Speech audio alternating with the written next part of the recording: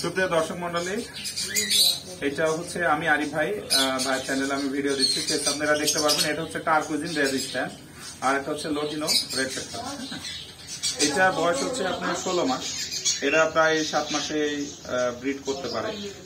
এটা খুবই সুন্দর এবং যারা সাইলেন্ট বার্ড লাভার, মানে সুন্দর পাখি পালবেন কিন্তু অনেক ফ্লাটের সমস্যা হয় পাখি পালার জন্য, সেক্ষেত্রে আপনারা পাখিগুলো পালতে পারেন। এরা খুব মিষ্টি রাখে, এদের কোনো সাউন্ড হয় না, শুধু ফ্লাইং করলে যে সাউন্ডটা আসে এটাই আসে, একদম স্লো।